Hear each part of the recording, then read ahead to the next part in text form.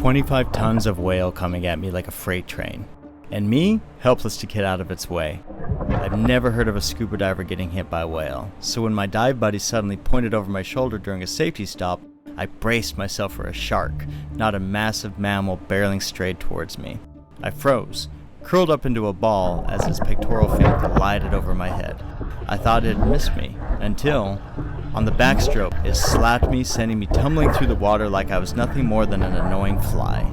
It was a yard sail. My mast flew off, my fins disappeared, and for a moment, I saw his massive tail thrashing above me. A tail that, had it landed, would have ended me.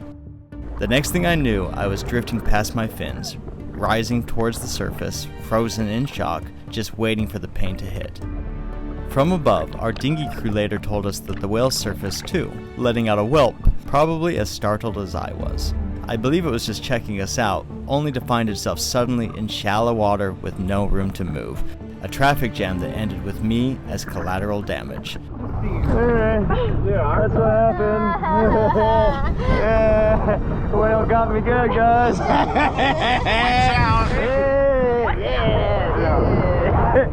Welcome back to Ningaloo. I know what you're thinking, and I promise it didn't happen that way. We were not chasing whales. Didn't even see that whale. When I first saw that whale, it was 3 meters behind me.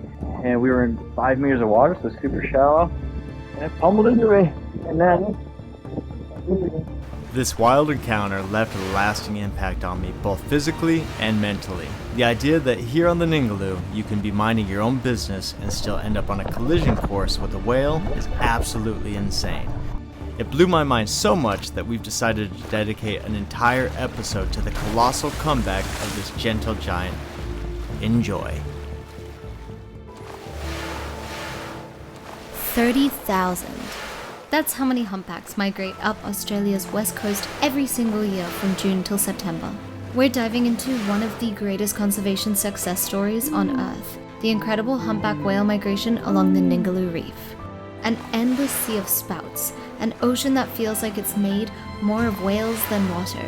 Halves leaping for joy, realizing for the very first time that they are a whale.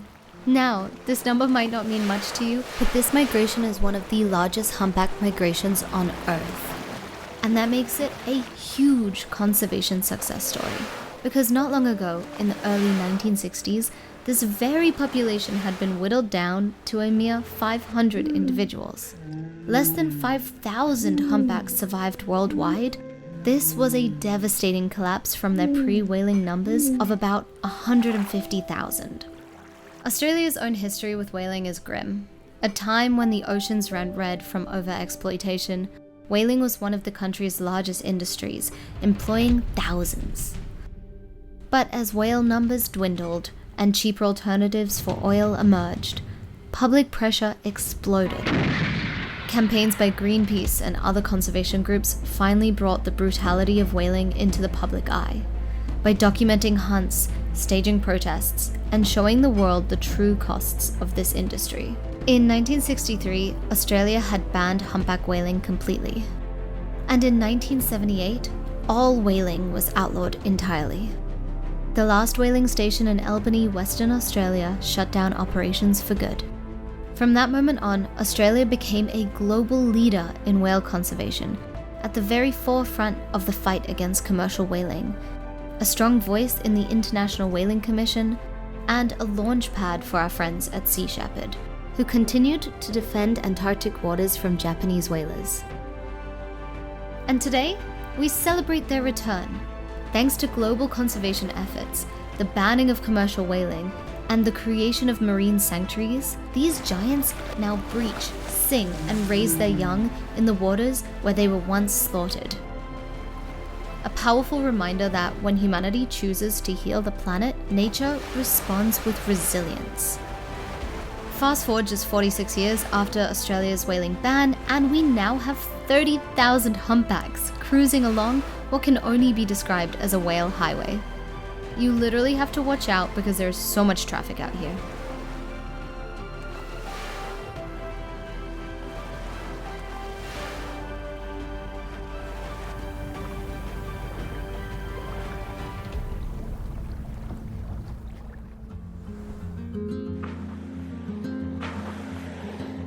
Wow, it is a beautiful downwind sail, and these actually do not happen as often as you might think they do, so you got to appreciate them when you have them. I need to take a pause on your whales for the day and tell you about today's sponsor, and that is BetterHelp. BetterHelp is an online therapy program that I've been personally using for about a year now. I absolutely love it because as I travel around the world, it's really hard for me to have consistent therapy because I can't just go to see the same person every single week. But I can when it is online, and that's where BetterHelp comes in.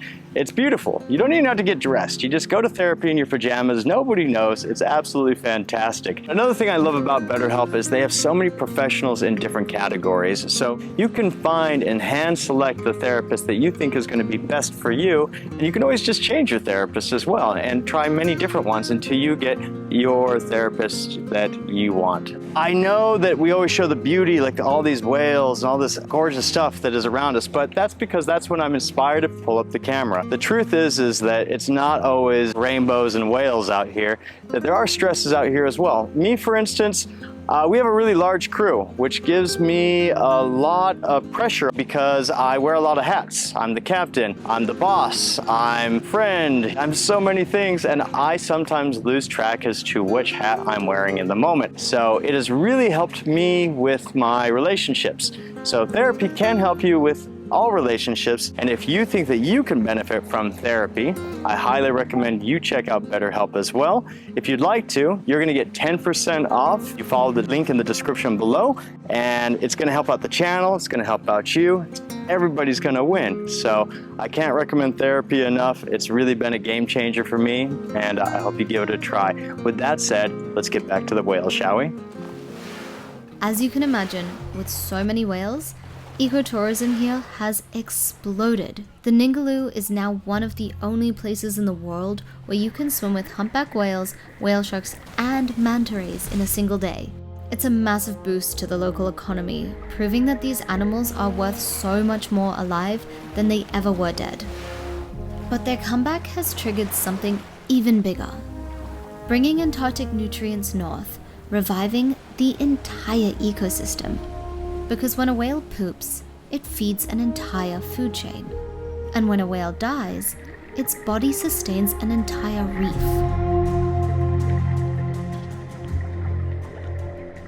But we aren't the only ones who noticed the return of the humpbacks. This is Pexpod, a transient family of orcas that have been showing up annually here on the Ningaloo. But they're not here for a holiday, they're here to hunt. And with a calf in the mix, they must train him up to be a valuable member of the team. We got word of the pod just a couple miles off from the boat. We'd heard they'd been picking off a few humpback calves, but their behavior seemed to be pretty relaxed when we arrived. And then just like that, they went from chilling to actively hunting. Within minutes, something surfaced. Was it a baby whale? Where was its mother? Why was it alone? And why was it so fast? Then it hit us. This wasn't a humpback calf. It was a minke whale. Minke whales are one of the most curious, playful whales we've ever encountered. And it was in serious trouble. For over 30 minutes, the orcas chased it down, ready to devour it. Each time it surfaced, desperate for a breath, they would push it back under. They toyed with it. It was exhausted. And then, it gave up, pinned between two orcas. And with a final splash, it was all over.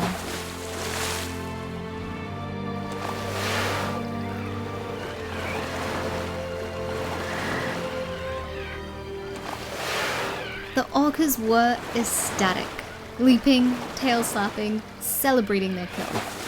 We watched this display of gratification for at least another 30 minutes.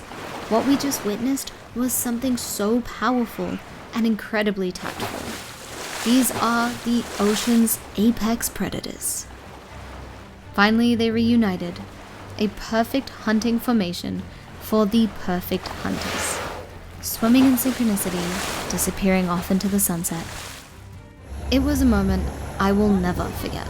Good names. You happy, girl? This is the best day ever. Yeah. We returned to Sylvia absolutely pumped. The ocean gods had been too good to us. Oh my god. But we were so hyped, we wanted more. So what did we do? Oh, that's a beautiful dinghy. We got fish all around us, and you know what? We're gonna go for a night dive. It's been a minute since I got a night dive. We're at Blizzard Reef. Let's go scuba diving at night.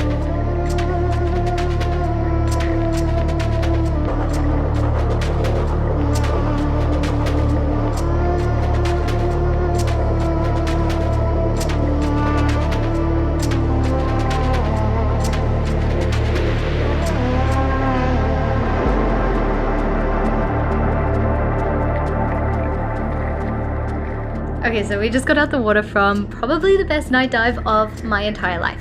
There was one moment where there was this beautiful olive sea snake who swam right up to the camera. And I just followed her while she was hunting. She was looking in the sand and the rock crevices for small crustaceans.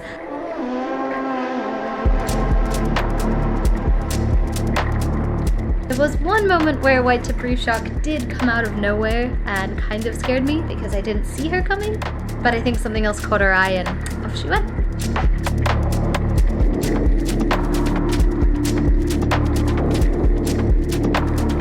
To be honest, navigating back to the boat on a night dive sometimes can be really difficult. But thanks to our Lumitech lights, we were able to light up the entire ocean beneath the boat. And I honestly think that my favorite part of the whole night dive was directly underneath the boat. These blue lights attract so much life, and so beneath the boat was big schools of bait fish and giant groupers trying to eat them. It was just amazing. We hope you've enjoyed these last 2 episodes showcasing one of the most breathtaking corners of the ocean. A place I've had the privilege of calling home. Ningaloo is more than just a reef, it's a world of its own, from its incredible marine life to its perfect waves and its community of desert van lifers who make this place feel like home. But as we mentioned last week, this fragile ecosystem is under threat. An offshore rig has begun seismic blasting looking for natural gas pockets beneath the seabed, right in the middle of the migration route of 30,000 humpback whales.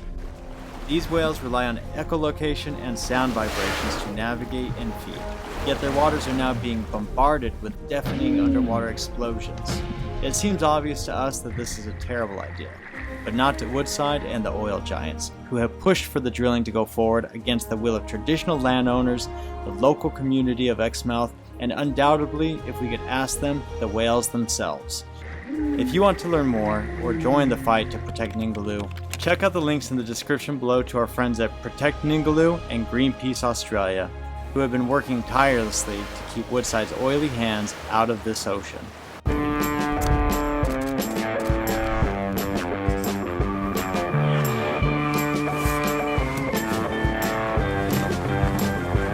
West Australians are turning out to say we want to save Scott Reef and make sure Woodside doesn't get approval to go ahead with this disastrous gas drilling project.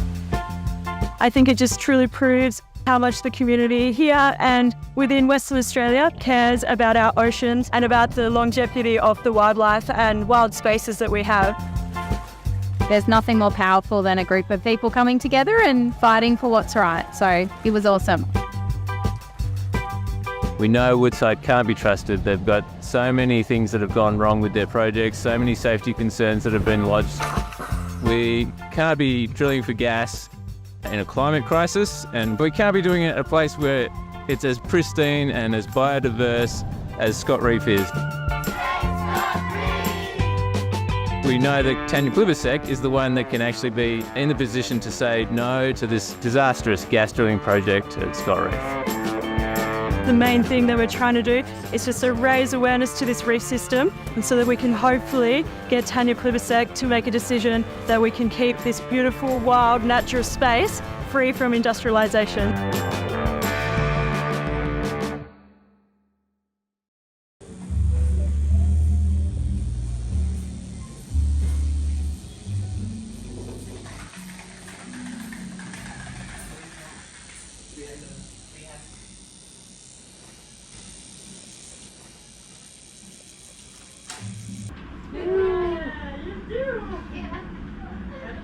as you can see, my scar is doing a lot better. It's long since healed, just a little flesh wound now. And I really wish I would have like rubbed ink in it right away, like hindsight. Like, but I got my tattoo today. Pretty stoked about it. And my little keepsake of the whale giving me its special hug. And what do you guys think? I don't know. I just always look at my ankle and remember that special moment with the whale. And I think it's pretty cool. Even the tattoo artist today was just like, nah, man. You mean this scratch right here, this little scar, that's from a whale? I'm like, yeah. Yeah. And he's like, and you got hit underwater? I was like, yeah. It was too good. So, there it is.